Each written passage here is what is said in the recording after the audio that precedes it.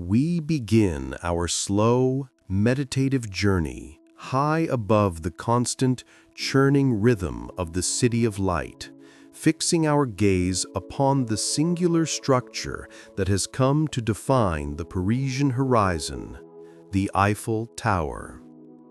This colossal sentinel of iron, initially conceived as a temporary gateway, stands today not merely as a landmark, but as a deep, resonant symbol of human audacity, technological mastery, and the enduring power of elemental metal. The year was 1889. The occasion was the Exposition Universelle, a grand, global celebration commemorating the centennial of the French Revolution. Paris sought a monumental centerpiece that would not only eclipse all previous World's Fair structures, but would demonstrate France's supreme technical prowess to a rapidly industrializing world.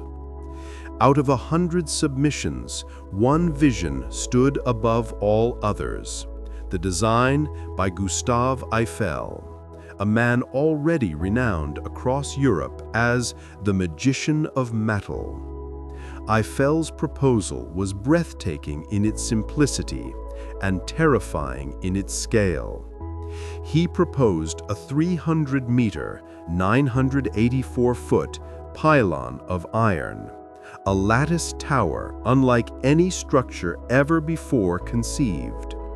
It was designed to scrape the clouds, dwarfing the Great Pyramid of Giza and even the spire of the Washington Monument, making it the tallest man-made structure on Earth at the time of its completion. Yet its initial purpose was profoundly pragmatic: to be the magnificent, triumphal arch leading into the exposition grounds on the Champ de Mars. It was intended to be temporary, a spectacle to be celebrated, then quietly dismantled 20 years later. No one, not even Eiffel himself, fully grasped that this creation, built for a fleeting festival, would achieve a profound and permanent immortality. The core secret of the tower, the very soul of its resilience, lies in its material: puddled iron. This is not the steel of the 20th century, nor is it the crude wrought iron of earlier eras. It is a carefully refined form of iron, produced through a laborious process that fundamentally changed the physical structure of the metal, lending it superior qualities of flexibility and resistance. The material science, the metallurgical magic of the tower, is where our contemplation must begin. This puddled iron, sourced primarily from the forges usines of Pompeii, arrived at the construction site as vast sheets and plates. These were then meticulously prefabricated into the 18,038 individual pieces of the tower's immense jigsaw puzzle at Eiffel's workshops in Levallois-Perret. This material, refined and prepared with obsessive precision, provided the strength and the elasticity necessary for a structure of such unprecedented height to survive the constant siege of the wind and the relentless pull of gravity. The tone of the structure is one of elegant, silent strength. Unlike massive stone monuments, the Eiffel Tower is defined by its voids. It is a delicate lace of iron, allowing the eye and the wind to pass almost unimpeded through its structure. Its lightness, its openness is its strength. This structural openness is a direct reflection of the material's properties. The puddled iron allows for slender, latticed construction that would be impossible with heavier, less resilient stone. We stand at the beginning of a deep dive into three major enigmas of the tower: The alchemy of iron. We will explore the demanding process that created the puddled iron, recognizing it as the true structural genius behind the tower's survival. The apex of secrecy. We will ascend to the very top to contemplate the existence and function of Gustave Eiffel's tiny hidden apartment, a private sanctuary carved out of the public spectacle. And the tower's salvation. We will trace the critical pivot that saved the structure from demolition, its transformation into a massive, functional radio antenna and research laboratory, proving its enduring utility. The Great Lady of Paris, this iron sentinel, is more than a postcard image. It is a living monument to scientific inquiry, metallurgical excellence, and the quiet personal ambition of the man whose name it bears. We move now to contemplate the material from which this towering ambition was forged. To truly appreciate the Eiffel Tower is to understand the soul of its construction, puddled iron, fer poudlé. This material is the silent hero of the structure, the enduring physical testament to the late 19th century mastery of metallurgy. The Eiffel Tower is often mistakenly called a steel structure, but this is a crucial misnomer. Its material is a specific, refined form of wrought iron, created by a process that was, in its time, nothing short of industrial alchemy. The challenge of creating iron suitable for a 300-meter structure was immense. Cast iron is brittle and cannot withstand tension. Steel, in 1889, was not yet standardized or produced in the massive quantities needed for this project. Eiffel required a material that possessed the tensile strength of steel, but the workability and corrosion resistance of high-quality wrought iron. The answer lay in the process known as puddling. Puddling was a labor-intensive method invented by Henry Cort in the 1780s, designed to purify pig iron, the raw, high-carbon product smelted from ore. Pig iron is full of impurities, especially carbon, which makes it hard but brittle. The puddling process involved charging the furnace. Raw pig iron was melted in a specialized reverberatory furnace. The puddler's labor. A skilled worker, the puddler, used long iron rods to manually stir and rake the molten iron pool. This physical, grueling work exposed the molten metal to the air, oxygen, which oxidized or burned away the impurities, especially the excess carbon, silicon, and sulfur. The bloom. As the carbon content decreased, the iron's melting point rose. The metal gradually changed from a liquid pool into a semi-solid, porous mass known as a bloom. This bloom was essentially pure iron mixed with slag, silicate impurities. Refining and forging. The bloom was then physically removed from the furnace and hammered or rolled repeatedly to squeeze out the remaining liquid slag, welding the purified iron crystals together and creating the fibrous structure of wrought iron. This final process ensured the metal was highly ductile, flexible under tension, and much stronger than simple cast iron. The resulting puddled iron was inherently superior for a lattice structure like the Eiffel Tower. Its fibrous internal structure, created by the rolling process, gave it excellent resistance to sudden shock, vibrational fatigue, and the immense tensile forces imposed by the wind. It was the perfect material to absorb the unpredictable, dynamic stresses of a towering, flexible structure. The source, Pompeii and Poissy. The iron used in the tower was not generic. Eiffel was meticulously selective about his material and his suppliers. The vast majority of the iron, approximately 7,300 metric tons, was produced and supplied by the Forges et Usines de Pompée, a renowned metallurgical factory located near Nancy in eastern France. Quality assurance. Eiffel required an extraordinary level of quality control.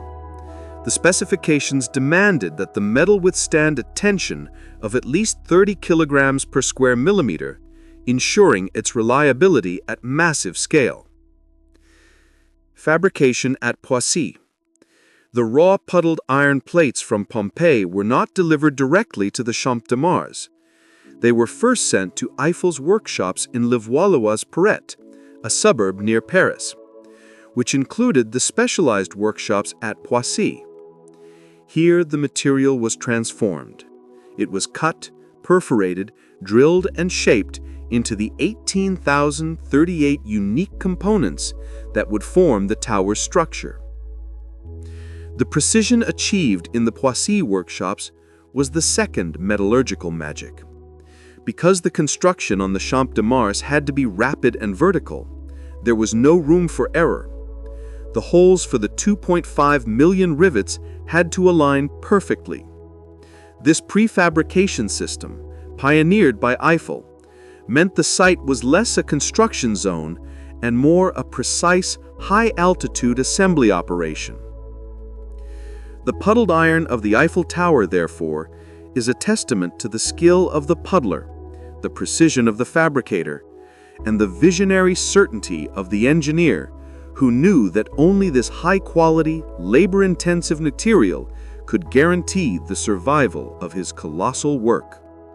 The tower bears the name of its creator, Gustave Eiffel, 1832 to 1923, a man whose ambition was rooted not in spectacle, but in science, mathematics, and the absolute mastery of material forces.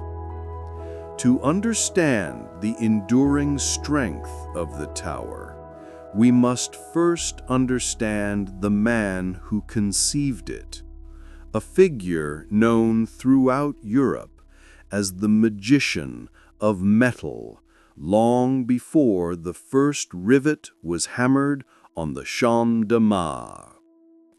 Eiffel was a graduate of the prestigious École Centrale des Arts et Manufactures in Paris. His early career was devoted to the challenges of railway engineering, a field that demanded both structural audacity and mathematical rigor. His work required him to span vast, hostile terrain, demanding solutions that were strong yet light, flexible yet anchored. The pre-Tower masterpieces. The Eiffel Tower was not an anomaly, it was the culmination of 2 decades of pioneering work in metallic construction. The Bordeaux Bridge, 1858 to 1860, one of his earliest major projects, demonstrating his confidence in iron to span the massive Garonne River. The Viaduct of Garabit, 1880 to 1884, located deep in the rugged Massif Central. This railway bridge was, at the time of its completion, the highest viaduct in the world. Its central arch, a magnificent sweep of metal latticework, demonstrated Eiffel's ability to use the material efficiently and beautifully in response to immense structural loads. The Statue of Liberty, Less known is that Eiffel designed the entire internal metallic framework that supports Frederick August Bartholdi's copper skin. He created a flexible, resilient structure that allows the statue to withstand the severe winds of New York Harbor while compensating for thermal expansion, a miniature rehearsal for the challenges of the tower. This extensive experience in bridge and viaduct construction, always battling the force of nature, especially water and wind, was the foundation of his confidence when designing the 300-meter tower. He knew exactly how the puddled iron would behave under extreme stress. The genius of the wind.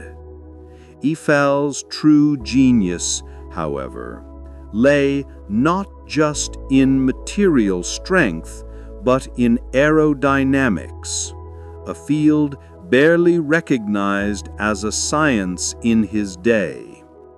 While his competitors focused solely on the vertical load of the structure, gravity, Eiffel understood that the existential threat to a 300-meter tower would be the wind. He was one of the first engineers to use advanced mathematical formulas to model the dynamic pressure of the wind at different altitudes. His core design philosophy was transparency. The latticework structure was designed to be as transparent as possible, allowing the wind to pass through the structure rather than be arrested by a solid surface. This drastically reduced the effective surface area exposed to wind pressure. The curve of resistance. The famous parabolic profile of the tower's 4 legs was not an aesthetic choice. It was a mathematical imperative. The shape was meticulously calculated so that the tangent to the curve at any point would be precisely aligned with the resulting vector of the horizontal wind pressure and the vertical gravity load. The legs curve inward to counteract the force of the wind, ensuring that the lateral stresses are channeled efficiently down into the foundation. Eiffel's dedication to this scientific approach was absolute. When critics, notably the Committee of 300, a reference to the tower's height, denounced the structure as an impossibility and an insult to Parisian aesthetics, Eiffel remained coolly defiant. He did not defend its beauty, he defended its mathematical inevitability. He argued that the form was dictated by the laws of physics, and therefore it was, by definition, structurally perfect. This devotion to objective science and his decades of empirical experience with puddled iron structures transformed the Eiffel Tower from a mere monumental spectacle into a massive, functioning instrument, a laboratory for the study of wind and atmospheric pressure, long before its construction was even complete. His engineering legacy is not just the tower's height, but its enduring mathematical stability. Before the first piece of puddled iron could ascend toward the clouds, Gustave Eiffel faced the first immense and most critical engineering challenge: the ground itself. The Champ de Mars, the chosen site for the tower, lies dangerously close to the Seine River, meaning the underlying geology consists of soft, waterlogged alluvial deposits, clay, sand, and gravel, unsuitable for supporting the 7,300 metric tons of iron, plus the weight of the visitors and the enormous wind pressure. Eiffel had to anchor his immense structure not just to the earth, but to the bedrock beneath the loose, silty subsoil. The solution was brilliant, audacious, and a testament to the cutting-edge foundation engineering of the late 19th century. The challenge of uneven ground. The tower's 4 massive independent legs, or piers, required equally massive and independent foundations. The problem was uneven ground. Northern piers, Piers I and IV, located further from the river, the ground was relatively stable. Eiffel designed traditional dry foundations involving deep excavation and massive concrete blocks to distribute the load. Southern piers, Piers II and III, located closest to the river bank, the ground was saturated with groundwater and highly unstable. Excavating here would cause the walls of the foundation trenches to collapse due to the hydrostatic pressure, potentially flooding the entire construction area. The total vertical pressure from the finished tower would be immense, requiring the weight to be distributed evenly across the large bases of the 4 piers. Eiffel calculated that the maximum permissible ground pressure should not exceed 3 to 4 kilograms per square centimeter. The solution? Pressurized caissons. For the challenging southern piers, Eiffel employed a technique he had mastered in his bridge-building days, the use of pneumatic caissons. Construction. Large, watertight metallic chambers, the caissons, were built on the surface. These were essentially open-bottomed boxes. Sinking. The caissons were lowered into the ground where the excavation was needed. Pressurization. The crucial step was to pump compressed air into the working chamber inside the caisson. This compressed air performed 2 vital functions. It expelled the groundwater, preventing the caisson from flooding, allowing workers to dig in a dry environment. And it supported the surrounding soft earth, preventing the sides of the excavation from collapsing inward. This sophisticated technique ensured that the 4 foundation pits were perfectly level and square, despite the hostile waterlogged environment of the riverbank. The hydraulic connection.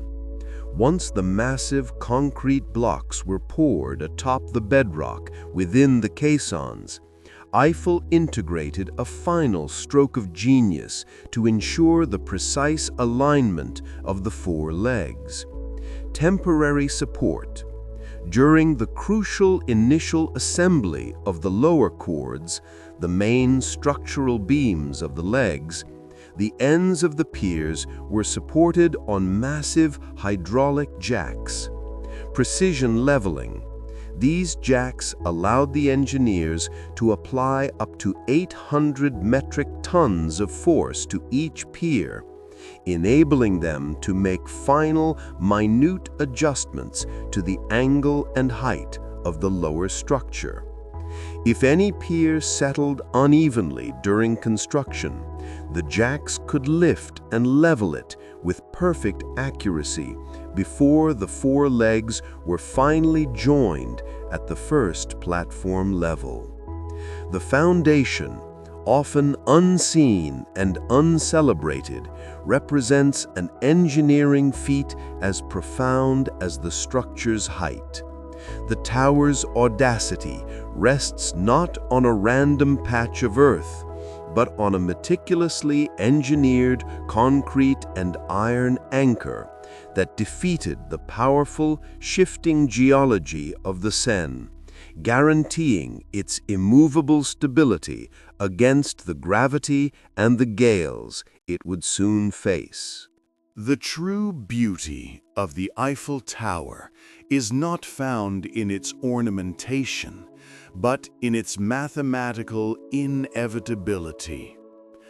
Gustave Eiffel often stated that the finished form was dictated entirely by the calculation of wind resistance, arguing that the laws of physics had created its elegant profile. The tower is a massive, three-dimensional geometric equation, a mathematical skeleton designed to distribute and dissipate energy flawlessly. This part of our contemplation focuses on the unique curvature of the tower's four legs, a shape that distinguishes it from every previous monumental structure and forms the heart of its structural genius. The profile, a scientific parabola.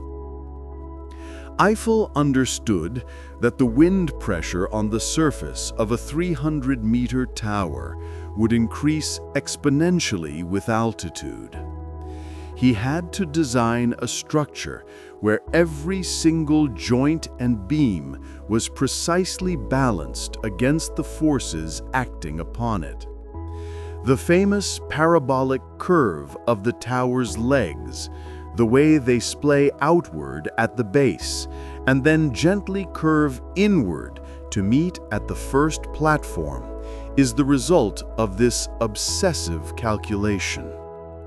The curve, often described as an exponential parabola, was derived from a fundamental principle of structural statics. At any given point on the tower's height, the structure must be able to withstand the cumulative horizontal force of the wind pressure pushing against the surfaces below that point. The function of the curve.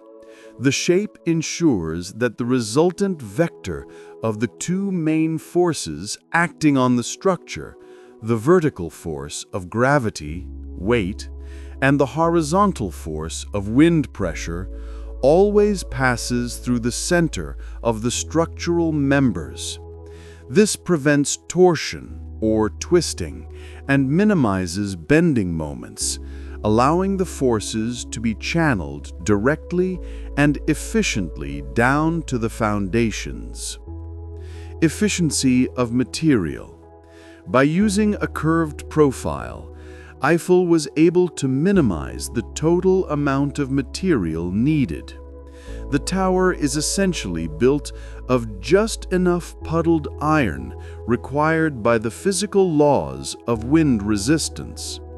It is the ultimate expression of material efficiency dictated by the forces of nature. The critical junctions and the pillars. The structural complexity is most apparent at the tower's critical junctions. The base. The four massive legs splay out over a square base of 125 meters, 410 feet, on each side, providing immense stability. The first platform, this junction at 57 meters, is where the four independent legs, having already been curved inward, meet and are tied together by the great arches and the platform structure. This junction was the most technically difficult to achieve, requiring the hydraulic jacks in the foundation to ensure the millimetric precision of the alignment. The second platform, at 115 meters, the structure becomes significantly narrower, with the four legs merging into a single massive core pylon that continues the ascent. The great arches, often mistaken for purely aesthetic elements connecting the four legs at the base, are themselves integral to the structure. They serve to reinforce the four main pillars, visually tying them together and demonstrating the ability of iron to span massive spaces, providing lateral bracing against the wind. The Eiffel Tower's structural life is lived in constant, massive motion. It is not rigid. It is designed to sway. Under severe wind conditions, the tower can move several centimeters at its tip. This flexibility is not a weakness, but a necessary strength, allowing the structure to absorb and dissipate the dynamic energy of the wind without fracturing. The tower, therefore, is Gustave Eiffel's largest, most elegant equation. It is a structure where the engineer's aesthetic, the aesthetic of functional, mathematically inevitable form, won out over the purely ornamental desires of the Parisian artists. The construction of the Eiffel Tower was not merely an engineering problem. It was an unprecedented feat of logistics, vertical assembly, and human coordination. Once the massive foundations were cured, the challenge shifted to lifting 7,300 tons of meticulously prefabricated, puddled iron components toward the sky. The resulting 3-year construction period was an astonishing assembly ballet, orchestrated with military precision and marked by an unparalleled dedication to worker safety. The prefabrication precision. The success of the rapid vertical construction relied entirely on the meticulous preparation done miles away in Eiffel's workshops at Poissy. The iron jigsaw. The tower was essentially a giant 18,038-piece jigsaw puzzle. Every piece, a beam, a crossbrace, or a strut, was cut, drilled, and tested on the ground. Crucially, 3/4 of the holes for the 2.5 million rivets were drilled before the pieces left the workshop. This millimetric precision meant that when the pieces arrived on the Champ de Mars, they fit together with minimal adjustment, significantly speeding up the assembly time. The riveting teams. The puddled iron components were joined together on site using these 2.5 million rivets. The process was handled by specialized riveting teams of 4 men. The heater, who heated the rivet until cherry red. The tosser, who threw the hot rivet up to the assembly point. The holder, who held the rivet in the drilled hole. And the beater, who hammered the soft, hot end of the rivet, expanding and setting it permanently. This relentless, rhythmic work created the structure's continuous, unified strength. The final riveting was a physical expression of the metallurgical process, ensuring the puddled iron beams were permanently bound into a single, cohesive skeleton. The scaffolding and vertical ascent. Lifting and assembling the initial parts of the 4 legs was managed by massive wooden scaffolding. However, Once the legs curved inward and began to rise steeply, traditional scaffolding became impossible. Creeping cranes. Eiffel designed and implemented a brilliant solution: 4 hydraulic creepers, cranes that climbed the structure itself. These cranes used the very guide rails that would later be used by the passenger elevators. As the tower grew, the cranes lifted the next set of iron components, and then, using their hydraulic power, lifted themselves to the newly assembled level, ready to continue the vertical ascent. This ingenious self-climbing mechanism was essential for reaching the heights of the second and third platforms. Safety record. Despite the height and the danger of handling massive pieces of iron, the construction project maintained an astonishing safety record. Only 1 worker tragically died during the 3-year process, and this occurred on an off-duty excursion, not during official construction work. This record was achieved by Eiffel's unwavering commitment to safety protocols. Safety nets, guardrails, and mandated harnesses, all highly advanced for a construction site of the late 19th century. The precision and rhythm of the construction, the gentle clank of the cranes, the thud of the iron pieces, and the relentless ring of the riveting hammers created a massive vertical factory floor. The assembly was a powerful, visible symbol of the French industrial spirit, culminating in the historic moment on March 31, 1889, when Gustave Eiffel personally climbed the 1,710 steps to hoist the French tricolor flag atop the completed structure, ready for the opening of the exposition. The Iron Sentinel was complete, ready to face the world and its critics. Upon its initial construction, the Eiffel Tower was not universally beloved. Far from it. For many of the Parisian elite, particularly the established artistic and literary community, the tower was an unqualified aesthetic disaster, a brutal, monstrous intrusion of engineering utility into the delicate historical beauty of the city. The outcry against the metallic leviathan was loud, organized, and deeply passionate, providing a vivid contrast to the measured scientific logic of Gustave Eiffel. This antagonism was crystallized in The Protest of the Artists, a famous open letter published in the newspaper Le Temps in February 1887, just after construction had commenced. The protest was signed by many of France's most celebrated cultural figures, including the writers Guy de Maupassant and Alexandre Dumas Fils, and the composer Charles Gounod. The core of the complaint. The artists' collective denunciation was scathing, accusing the tower of being monstrous and useless.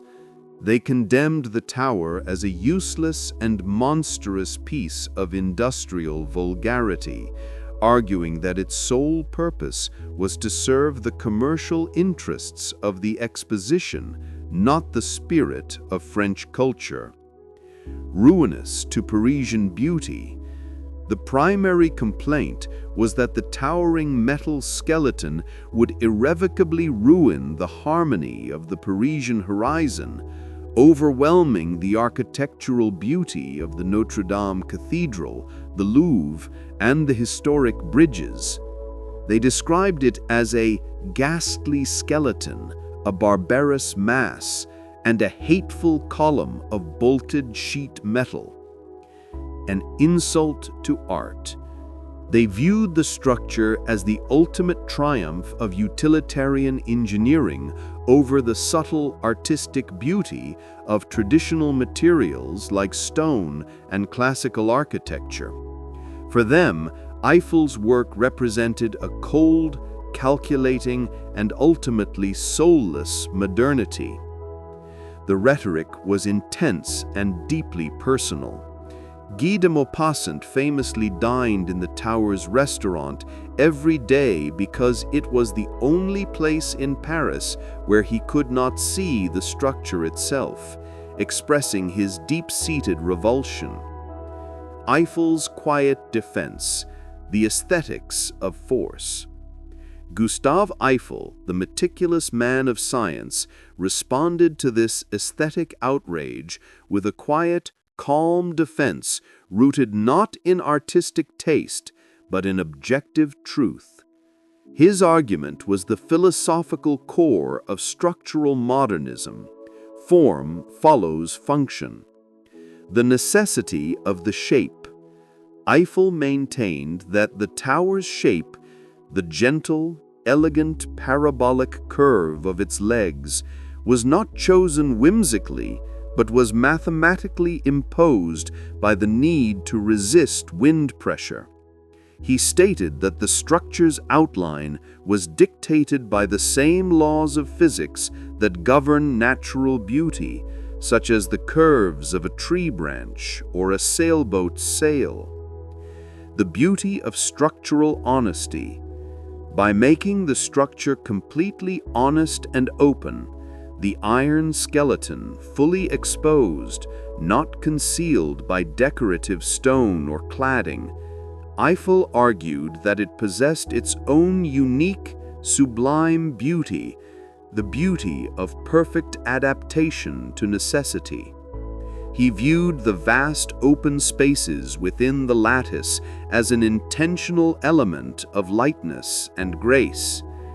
Eiffel foresaw that very elements his critics condemned, its height, its metallic frankness, and its audacious scale, would eventually be recognized as its greatest virtues.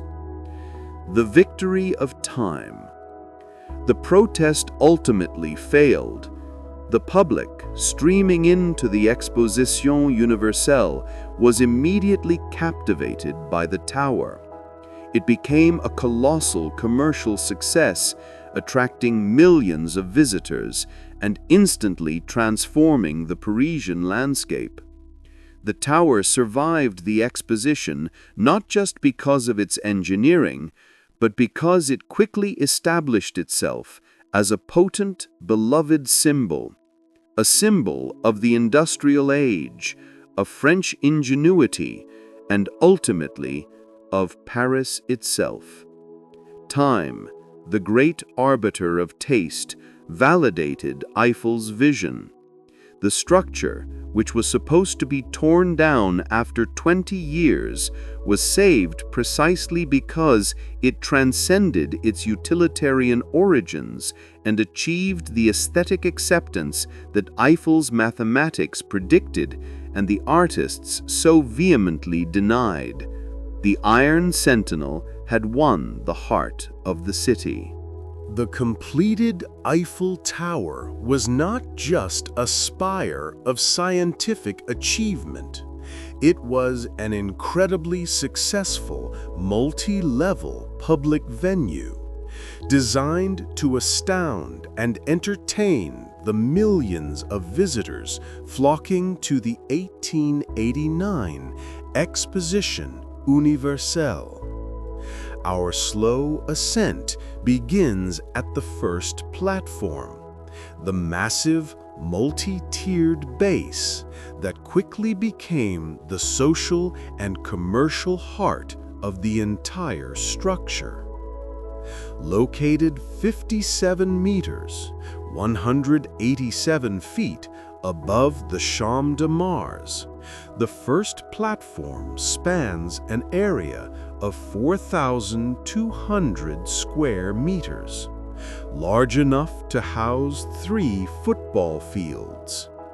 This space was intentionally conceived as a bustling, vibrant urban square in the sky, a spectacle of the Belle Epoque's fascination with elevated entertainment.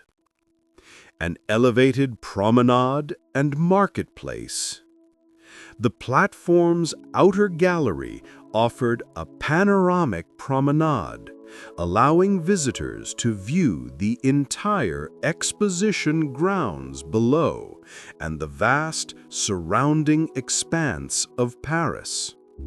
The interior of the platform was devoted entirely to luxury and commerce, creating an atmosphere of celebratory excess. The restaurants. The platform hosted 4 magnificent, internationally themed restaurants. The Russian restaurant and the Alsatian restaurant were situated on the Seine side. The French restaurant and the Flemish restaurant were located on the Avenue de Suffren side. These establishments were lavishly decorated and instantly became the most sought-after dining venues in Paris, symbolizing the cosmopolitan spirit of the exposition. Dining 187 feet in the air was an unparalleled experience. The cafes and theaters. Smaller cafes, bars, and kiosks offered quick refreshments. There was also a small theater where various performances and demonstrations took place, ensuring that the platform was a constant hub of activity from morning until late evening. The exposition's history. A major gallery space was dedicated to an exhibit detailing the construction of the tower itself, featuring original drawings, photographs, and models of the puddled iron parts, a proud display of French engineering prowess. The early elevators and the ascent. The accessibility of the first platform was the key to its commercial success, requiring an immediate solution to the challenge of vertical travel. While many visitors chose to ascend the massive, open staircases, the primary mode of travel was the hydraulic elevator. The corner lifts. The initial ascent was handled by lifts positioned in the angled corner legs. These first-generation elevators, however, struggled to navigate the complex, pronounced parabolic curve of the legs. Engineering difficulty.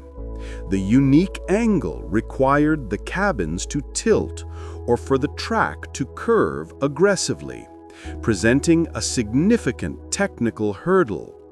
The initial systems installed by the French firms 5 Lille and Ros Combeluzier were crucial marvels of early hydraulic engineering, pushing the limits of what was possible in vertical transport on a curved track. The first platform was, in essence, the tower's grand welcoming gesture, a demonstration that its towering height was not merely a challenge to nature, but a gift to the public. It proved that this monstrous iron lattice could provide luxury, comfort, and entertainment high above the city's ordinary concerns. It established the tower's enduring identity as a place of panoramic view and elevated social experience, preparing visitors for the next leg of the journey to the secluded heights above.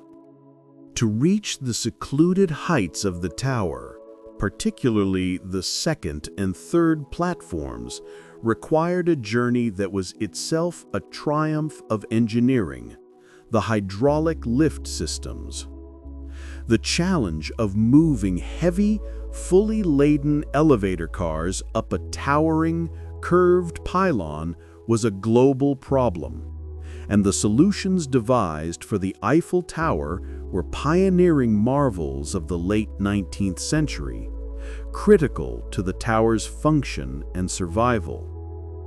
The initial contracts for the lifts were divided between French and American firms, reflecting the international competition of the time.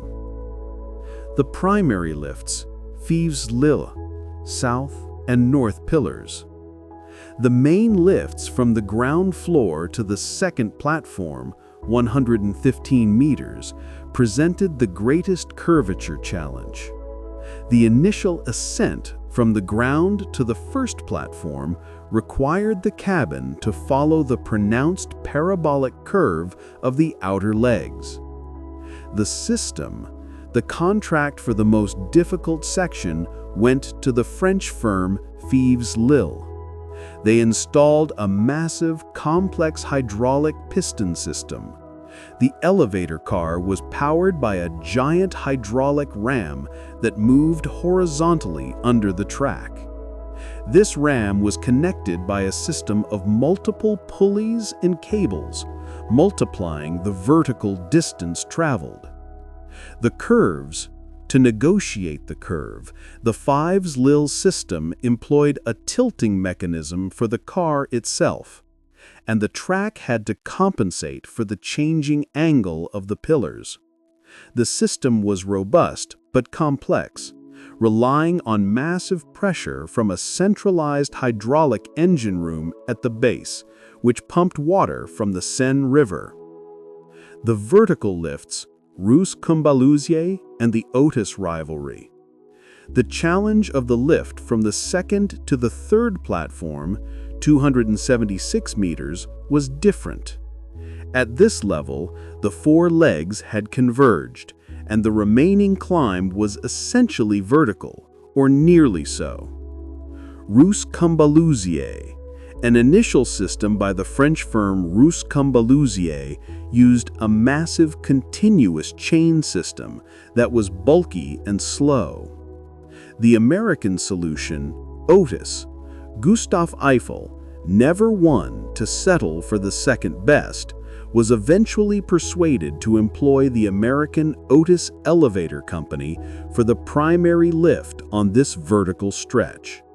This was a significant decision at the time, demonstrating Eiffel's willingness to use the best technology, regardless of national origin. The Otis lift, utilizing a more direct cable system powered by a smaller but highly effective hydraulic ram, proved faster, smoother, and more reliable, quickly becoming the preferred means of ascent for the final leg. The heart of the system, the hydraulic engine room.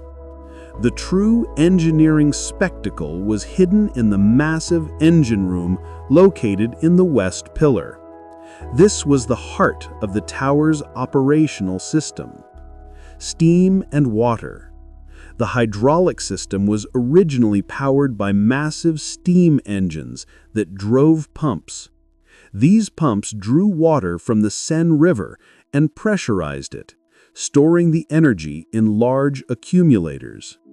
This high-pressure water was then channeled through massive pipes to power the hydraulic rams that pulled the elevator cars up a curved track. These hydraulic lifts were far more than mere transport. They were a necessary public spectacle, assuring visitors that the incredible height was accessible and safe. By solving the daunting engineering puzzle of vertical transport on a curved pylon, Eiffel ensured the tower's commercial viability and its enduring appeal as the world's premier accessible viewpoint. This final vertical ascent leads us to the tower's most intimate and closely guarded secret. Having navigated the immense structural complexities and the engineering marvels of the hydraulic lifts, Our slow ascent brings us to the very apex of the Eiffel Tower, the realm of the private and the profoundly secret. Here, at the 300-meter level, nestled within the final lantern of the tower, lies a small, privileged space known only to a few. Gustave Eiffel's tiny, hidden apartment. This small sanctuary, tucked away from the public viewing gallery, is perhaps the most romantic and least known fact about the tower's initial design. It was not originally intended to be a public attraction or even an official office. It was conceived by Eiffel as a private refuge, a secluded study, and a personal laboratory high above the clamor of the exposition below. The geometry of the retreat. The apartment is located on the third platform, at the 276-meter level, just below the meteorological observatory. Dimensions. Its size is remarkably modest, measuring approximately 90 square meters in total, including the surrounding exterior balcony. The main living space is quite small, consisting of a few rooms designed for comfortable yet sparse use. Layout and furnishings. The space was carefully furnished in the simple bourgeois style typical of the late 19th century. Archival records and rare photographs confirm the apartment contained a small sitting room with patterned wallpaper, plush velvet chairs, and a small, functional desk. A tiny, fully equipped laboratory space for conducting meteorological and aerodynamic experiments. A small bathroom. The contrast between the apartment and the colossal, exposed iron structure surrounding it is breathtaking. The structure is a monument to industrial force. The apartment is a monument to personal, private isolation. It is an island of carpet and comfortable chairs carved out of the windy, cold, metallic sky. Eiffel's personal refuge. Eiffel used the apartment primarily as a private observatory. It served as his personal vantage point for continuous meteorological observation and for tracking the tower's own stability and movement. He could conduct his scientific readings in immediate proximity to the atmosphere he was studying. A status symbol and sanctum. It represented the ultimate status symbol, the owner's suite in the world's tallest building. It was a space that could not be bought or rented, only earned by the man whose mathematical genius brought the structure into being. It was the engineer's private sanctum. The true secret of the apartment lies in its exclusivity. Eiffel had carved out a space of absolute privilege for himself and his most important guests. He was the only person in Paris who could claim to live permanently on the summit of the world's tallest structure, possessing a view and a quiet, deep solitude unmatched anywhere on Earth. This little nest, high above the frantic rush of the Belle Époque, encapsulates the duality of Gustave Eiffel himself, the public titan of industry and the private man of quiet scientific dedication. The apartment became a physical marker of the architect's authority over his creation, and a testament to the power of a private vision realized on the grandest public stage. The profound privilege of occupying Gustave Eiffel's hidden apartment at the tower's summit was its unique combination of high-altitude isolation and intense global prestige. The space became instantly famous, sparking intense public curiosity and generating countless offers from wealthy Parisians eager to rent the ultimate room with a view. Offers Eiffel politely but firmly refused. The allure of the apartment was not its size, which was tiny, but its unmatched perspective and its symbolic association with the tower's creator. It was the only place in Paris where one could achieve near-complete detachment from the city while remaining directly above it, a meditative space for contemplation. The temptation of exclusivity. Following the exposition, the existence of the apartment became public knowledge and the offers began to flood in. Refused bids, wealthy industrialists, prominent figures, and even foreign dignitaries offered colossal sums of money to Gustave Eiffel, sometimes attempting to rent the apartment for a single night, a week, or even to purchase it outright. Eiffel's firm refusal. Eiffel consistently rejected these offers. The apartment was not a commercial venture. It was a personal possession and a scientific asset. He understood that its value lay precisely in its untransferable exclusivity. Selling it or renting it would diminish its symbolic power as the private domain of the tower's creator. This firm refusal elevated the status of the apartment from a comfortable suite to a modern myth, a place of such profound privilege that it existed entirely outside the laws of Parisian commerce and wealth. The guest register, Thomas Edison. While the apartment was closed to the general public, it was not always empty. Eiffel occasionally used the space to entertain highly select guests, fellow scientists, world leaders, and inventors who shared his dedication to progress. The most famous of these visitors was the American inventor Thomas Edison. In 1889, during the exposition, Edison made the arduous trip to the top, where he met Gustave Eiffel in the cramped seclusion of the apartment. This meeting was a collision of two titans of the industrial age, the man who engineered the world's tallest structure, meeting the man who was lighting the modern world. The conversation.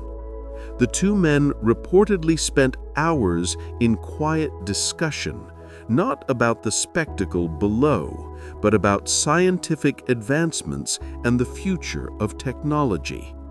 It was a meeting that synthesized the old engineering of puddled iron with the new electricity that would define the next century. The gift. Edison famously presented Eiffel with a phonograph, one of his newest inventions, as a gift. This small, revolutionary machine, which could capture and replay the human voice, stood as a profound symbol of the technological future being discussed in the heart of the world's most impressive structure. The hidden apartment was thus transformed into a high-altitude think tank, a quiet private space where the great minds of the age could connect, away from the public noise and distractions. Today, The apartment is no longer used by the Eiffel family, but it has been carefully restored to its original 1889 appearance and is open for public viewing, although access is heavily restricted. Visitors can peer through a window at the original furnishings, the patterned wallpaper, and the simple elegance of the scientist's retreat.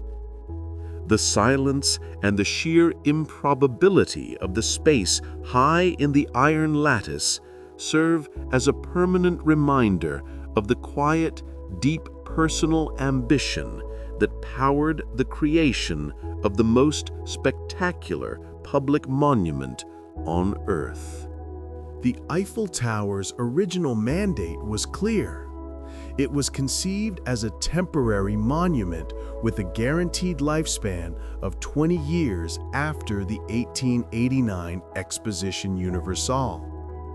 By 1909, the concession granted to Gustave Eiffel by the city of Paris was due to expire, and the tower was slated for demolition. To save his creation from the wrecking ball, Eiffel embarked on a profound and deliberate strategy. He transformed the tower from a temporary spectacle into an indispensable, functional scientific research laboratory. Eiffel, the man of science, milled the tower's physical advantages, its unparalleled height, its stability, and its unique access to the upper atmosphere could provide invaluable data that no other structure in the world could offer. He systematically dedicated the tower's summit to scientific inquiry, making its removal a loss to the entire global scientific community. The meteorological mission. From the moment of its construction, Eiffel designed and equipped the upper levels as a permanent meteorological station. This research provided critical, continuous data that had never been possible before. Altitude differentiation. The tower allowed scientists to measure temperature, air pressure, humidity, and pollution levels simultaneously at various altitudes: the ground, the first platform, and the summit. This was crucial for understanding atmospheric dynamics and weather forecasting. Wind dynamics. Eiffel continued his personal research on the effects of wind pressure. Part 3. He installed instruments to record wind speed and its precise impact on the structure, collecting data that proved invaluable for future aerodynamic design and structural engineering. The geophysical experiments. The tower's height and its firm anchoring to the bedrock also made it an ideal site for conducting geophysical experiments, demonstrating its utility beyond mere atmospheric studies. Pendulum experiments. Scientists used the tower for studies on the motion of the pendulum, using the height to achieve a longer swing and study the Earth's rotation and gravitational forces with greater accuracy. Thermodynamics and temperature. The tower's vast iron mass allowed scientists to study the effects of thermal expansion and contraction on a colossal scale. The tower's height visibly changes by several centimeters between the depths of winter and the heat of summer, a monumental demonstration of thermodynamic principles in action. The role of the secluded apartment. Eiffel's continued use of his small, private apartment, Part 10, was central to this strategy.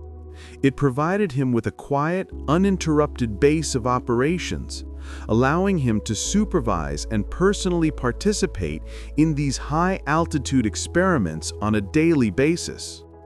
The apartment wasn't just a status symbol, it was the nerve center of the scientific laboratory. By the time the demolition deadline of 1909 approached, Gustave Eiffel had compiled an impressive catalog of invaluable continuous scientific data collected from the tower. He used this evidence, presenting it to the city authorities and the military, to argue that the tower was no longer a useless monument, but a critical instrument of science and national utility.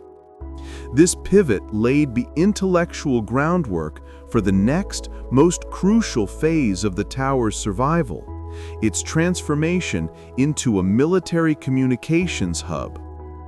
The most decisive factor that saved the Eiffel Tower from its scheduled demolition in 1909 was a technology that Gustave Eiffel could not have fully foreseen when he designed the structure: wireless telegraphy, the early form of radio communication.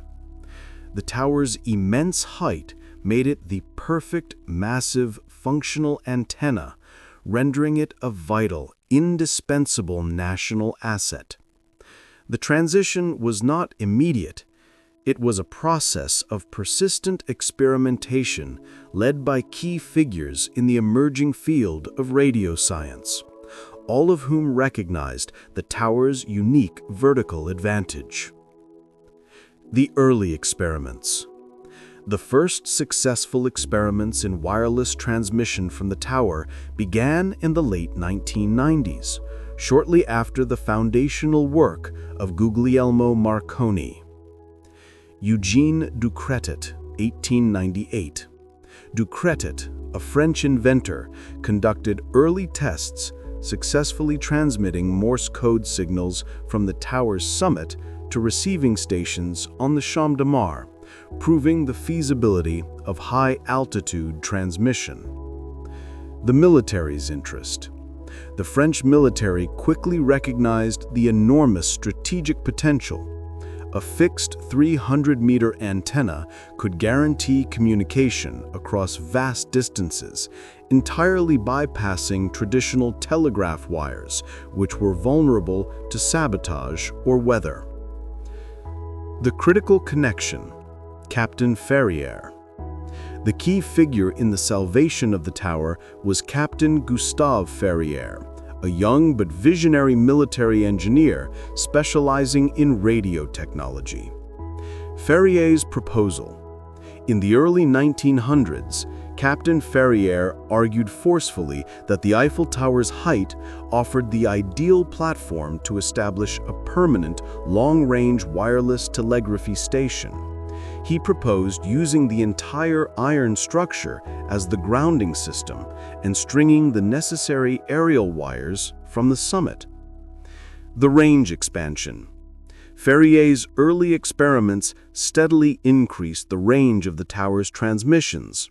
Initial transmissions reached stations in the suburbs of Paris. By 1903, the transmissions could reach the French military bases in Verdun and Toul. By 1907, the tower was successfully communicating with the French fleet in the Mediterranean Sea and naval bases in North Africa. The decision of 1909. By the time the tower's concession was due to expire in 1909, the structure was no longer just a decorative spire. It was the cornerstone of France's long-range military communication network. To dismantle the Eiffel Tower would have meant immediately crippling the national defense system. The evidence presented by Eiffel and Captain Ferrier, demonstrating the tower's unparalleled utility for military intelligence, naval communication, and diplomatic signaling, was overwhelming. The city of Paris formally recognized the tower's indispensable role, and the demolition order was permanently rescinded. The tower was granted a new lease on life, entirely thanks to its unexpected transformation into the grand antenna. This pivot was a profound vindication of Gustave Eiffel's scientific faith. He always believed the tower's purpose would ultimately be scientific, not merely aesthetic. It was this unforeseen metallurgical magic the immense iron structure becoming the perfect electrical conductor and aerial that guaranteed the Iron Sentinel's permanent place on the Parisian horizon. The decision to save the Eiffel Tower in 1909, based on its strategic role as the grand antenna, proved to be one of the most critical national security decisions made by France in the early 20th century. The tower's true, ultimate utility was realized during the devastating years of World War I, 1914 to 1918, where it served as a monumental, indispensable instrument of intelligence and defense. The nerve center of wireless. Upon the declaration of war, the tower's military radio post, established by Captain Ferrier, was immediately upgraded and became the central station of the French military's wireless network. Its height provided an incomparable range and clarity for both sending and receiving long-distance messages. Maintaining communications. When German forces advanced deep into France in 1914, they destroyed crucial telegraph and telephone lines. The Eiffel Tower's radio link became the only reliable means for Paris and the Central Command to communicate with troops in the field and with allies across the English Channel. The Battle of the Marne, 1914.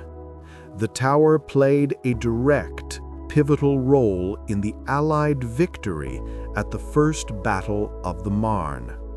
The German military was communicating wirelessly, assuming the French did not have the capacity to intercept.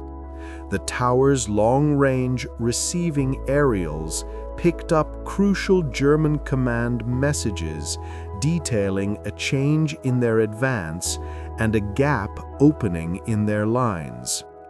This intercepted intelligence allowed the French command to rapidly redeploy their forces, leading to the strategic counterattack that saved Paris.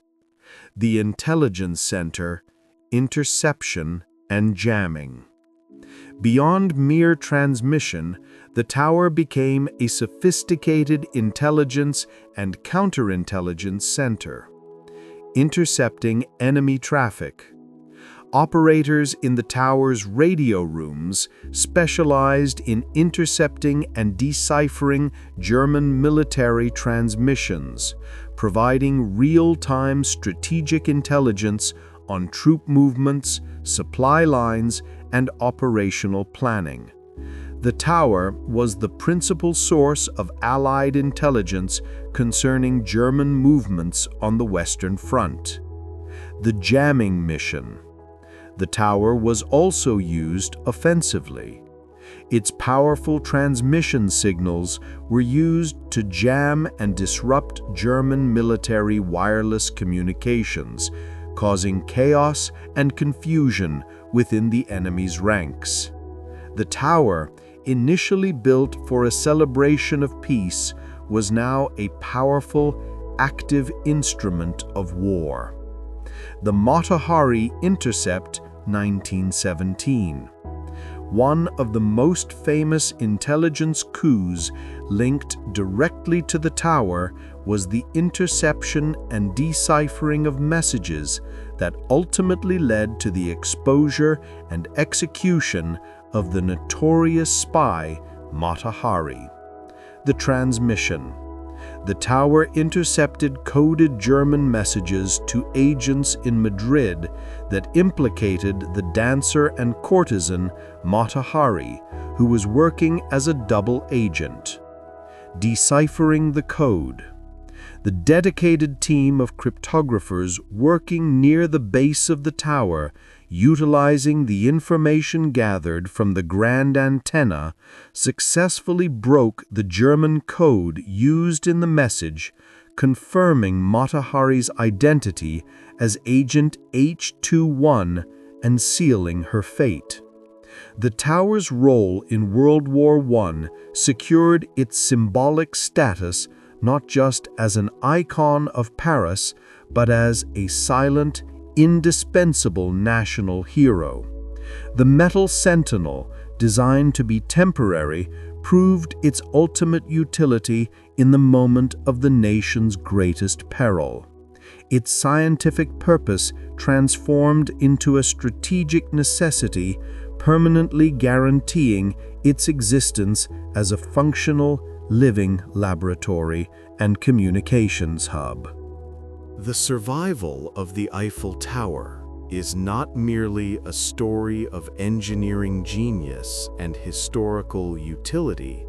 It is a continuous, colossal, and highly organized struggle against the fundamental vulnerability of its material, corrosion. The tower's enduring frame is preserved only through a vast cyclical operation known as the maintenance ballet, a constant multi-year effort to protect the puddled iron from the relentless siege of the Parisian weather. Gustave Eiffel himself understood this challenge.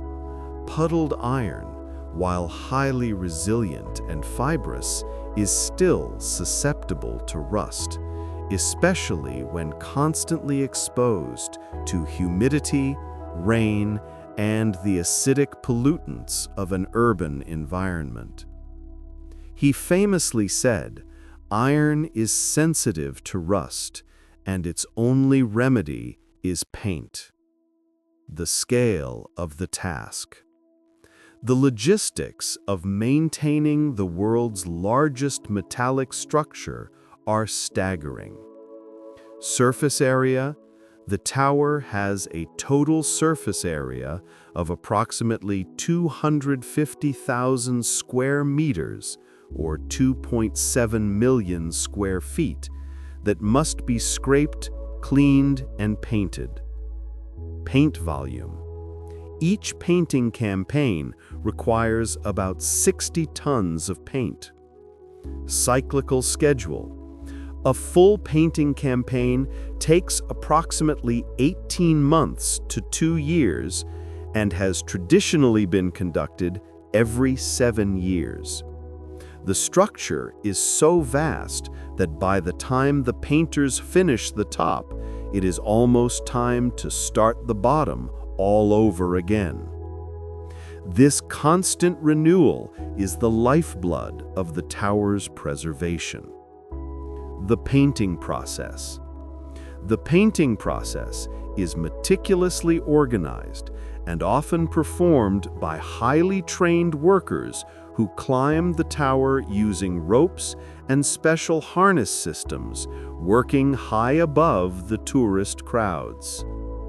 Preparation, the hardest part. Before the new paint can be applied, the old paint must be thoroughly scraped and brushed away to remove any rust and flaking layers. This is the most labor-intensive and critical phase, as failing to remove the rust means sealing the corrosion underneath the new protective coat. The technique. The paint is applied manually, largely with brushes, to ensure the paint is worked into every rivet, joint, and crevice of the intricate lattice structure. Spray painting is used in some accessible areas, but is avoided in the complex lattice work.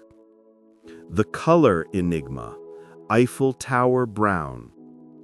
The color of the tower has changed several times throughout its history, but it has always been carefully chosen to complement the Parisian landscape and the color of the sky.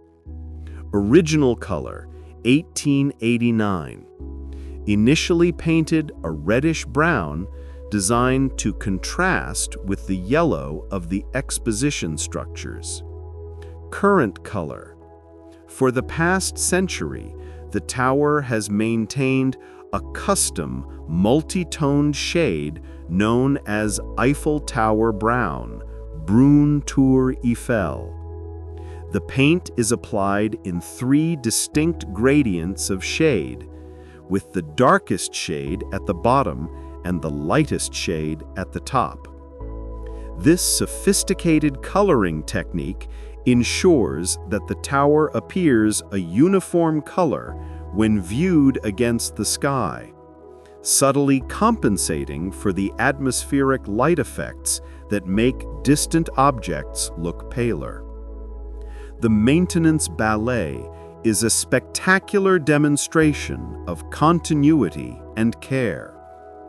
It is a slow, methodical fight against entropy, a massive, ongoing human effort to preserve the mathematical elegance of Gustave Eiffel's vision.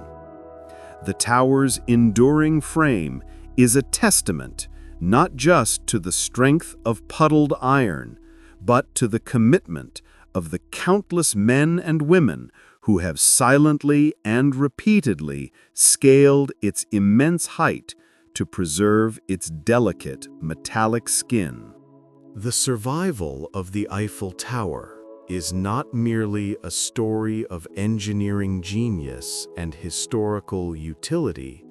It is a continuous, colossal, and highly organized struggle against the fundamental vulnerability of its material, corrosion. The tower's enduring frame is preserved only through a vast cyclical operation known as the maintenance ballet, a constant multi-year effort to protect the puddled iron from the relentless siege of the Parisian weather. Gustave Eiffel himself understood this challenge. Puddled iron, while highly resilient and fibrous, is still susceptible to rust, especially when constantly exposed to humidity, rain, and the acidic pollutants of an urban environment. He famously said, "Iron is sensitive to rust, and its only remedy is paint." The scale of the task. The logistics of maintaining the world's largest metallic structure are staggering. Surface area. The tower has a total surface area of approximately 250,000 square meters, or 2.7 million square feet, that must be scraped, cleaned, and painted. Paint volume. Each painting campaign requires about 60 tons of paint. Cyclical schedule. A full painting campaign takes approximately 18 months to 2 years and has traditionally been conducted every 7 years. The structure is so vast that by the time the painters finish the top, it is almost time to start the bottom all over again. This constant renewal is the lifeblood of the tower's preservation. The painting process. The painting process is meticulously organized and often performed by highly trained workers who climb the tower using ropes and special harness systems, working high above the tourist crowds. Preparation, the hardest part. Before the new paint can be applied, the old paint must be thoroughly scraped and brushed away to remove any rust and flaking layers. This is the most labor-intensive and critical phase, as failing to remove the rust means sealing the corrosion underneath the new protective coat. The technique. The paint is applied manually, largely with brushes, to ensure the paint is worked into every rivet, joint, and crevice of the intricate lattice structure. Spray painting is used in some accessible areas, but is avoided in the complex lattice work. The color enigma, Eiffel Tower brown. The color of the tower has changed several times throughout its history, but it has always been carefully chosen to complement the Parisian landscape and the color of the sky. Original color, 1889. Initially painted a reddish-brown, designed to contrast with the yellow of the exposition structures. Current color. For the past century, the tower has maintained a custom, multi-toned shade known as Eiffel Tower brown, Brune Tour Eiffel. The paint is applied in 3 distinct gradients of shade, with the darkest shade at the bottom and the lightest shade at the top. This sophisticated coloring technique ensures that the tower appears a uniform color when viewed against the sky, subtly compensating for the atmospheric light effects that make distant objects look paler. The maintenance ballet is a spectacular demonstration of continuity and care. It is a slow, methodical fight against entropy, a massive, ongoing human effort to preserve the mathematical elegance of Gustave Eiffel's vision. The tower's enduring frame is a testament not just to the strength of puddled iron, but to the commitment of the countless men and women who have silently and repeatedly scaled its immense height to preserve its delicate metallic skin. The Eiffel Tower quickly transcended its role as an engineering marvel and a radio antenna to become a colossal philosophical monolith, a subject of profound symbolism in literature, film, and the collective global imagination. Its metallic silhouette has been used to represent concepts ranging from technological triumph and the spirit of modernity to loneliness, romance, and the sheer scale of human existence. Symbol of audacity and modernity. In the early 20th century, the tower stood as the ultimate physical embodiment of the industrial age and technological audacity. Guillaume Apollinaire, the poet, celebrated the tower as a symbol of the future, incorporating it into his calligrams, poems shaped like objects. He saw it as a functional work of art, praising the honesty of its metallic structure. The Futurists, groups like the Italian Futurists, revered the tower for its celebration of speed, metal, and the defiance of gravity. It was the anti-historical monument, representing a glorious break from the static traditions of the past. The Surrealists. The Surrealists, conversely, were fascinated by the tower's scale and its perceived absurdity.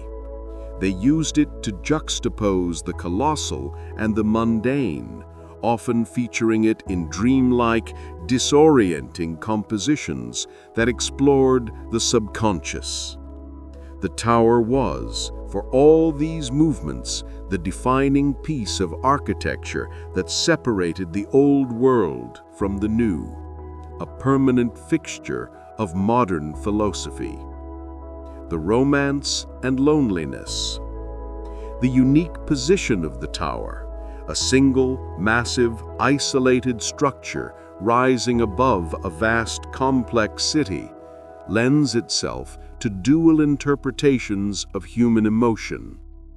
ultimate romance. The tower is globally recognized as the ultimate backdrop for romance. Countless films and novels use the image of a couple silhouetted against the tower's lights to signify profound love and connection. The idea of a shared moment of isolation high above the world's problems. It represents the height of human aspiration and emotional triumph. Profound loneliness. Conversely, the structure's isolation can be interpreted as a symbol of existential loneliness.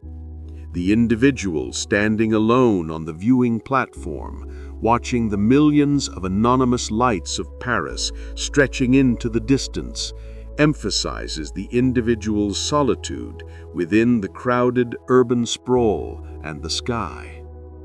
Writers often use the tower's height to meditate on distance, alienation, and the insignificance of the individual against the massive scale of the city and the sky. The cinematographic icon. In film, the tower is far more than a simple establishing shot. It is often a character in itself. Establishing Paris. Its presence instantly grounds a scene in Paris, but its use goes deeper.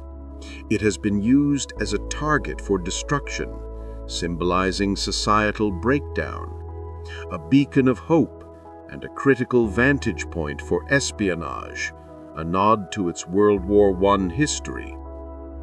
Directors, notably Alfred Hitchcock, have utilized the tower's height to create dramatic visual tension and vertigo, playing on the human fear of heights and the precariousness of the isolated individual as they survey the city. The Eiffel Tower, a structure of pure engineering utility, has achieved a rare feat. It has become an empty vessel capable of holding the full weight of human symbolism. Whether seen as a victory of mathematics, a monument to love, or a marker of existential solitude, its silhouette is etched into the deepest layers of global cultural consciousness. It is, perhaps, the ultimate demonstration that utility, when realized on a scale of profound genius, inevitably becomes art. We conclude our slow, deep contemplation at the foot of the Eiffel Tower, now seeing this familiar structure not merely as a landmark, but as a synthesis of material science, private ambition, and unexpected utility. The tower's enduring presence is the magnificent legacy of a man whose faith was not in popular opinion, but in the immutable laws of nature and mathematics. The entire structure is a testament to the genius of material and form, the metallurgical magic, the use of puddled iron sourced from Pompeii and precisely fabricated at Poissy provided the necessary flexibility, tensile strength, and corrosion resistance. This deliberate choice of material was the first and most crucial guarantee of the tower's survival, proving that the alchemy of the artisan was superior to the untested mass production of the time. The triumph of calculation. Gustave Eiffel's obsession with wind resistance resulted in the elegant parabolic curve of the legs. This form was a scientific imperative, a beautiful structure that exists purely because the laws of physics demanded it. The engineer's triumph was making mathematics manifest on a colossal, unprecedented scale. The apex of intimacy. The tiny hidden apartment at the summit serves as the enduring metaphor for the creator's authority and dedication. It was a secluded space for contemplation and scientific study, representing the quiet personal ambition that underlay the public spectacle. It was a statement. The owner lived on the mountain he built. The salvation of utility. The Eiffel Tower's ultimate salvation from the demolition scheduled for 1909 was its profound and unforeseen shift in function. The raison d'etre that guaranteed its permanence was its transformation into an indispensable research laboratory and military communications hub. The grand antenna. Its height made it the perfect base for Captain Ferrier's wireless telegraphy experiments, transforming it into the central and vital grand antenna of the French defense network, a role that proved crucial during World War I. The science station. Its continuous function as a meteorological and aerodynamic observation post ensured its continued utility for the global scientific community, fulfilling Eiffel's deepest desire for his creation to serve a higher purpose. The temporary masterpiece has achieved a permanent symbolic immortality. It survived the protests of the artists, the threat of demolition, and the constant siege of corrosion because it proved its worth beyond mere spectacle. It is a monument to the age of industry, a symbol of romance, a tool of science, and a tower of strength. The Eiffel Tower stands not just as a symbol of Paris, but as an enduring metaphor for human aspiration, a reminder that when audacity is anchored in rigorous calculation and profound respect for natural law, the creation can truly endure across the centuries, silently dominating the horizon.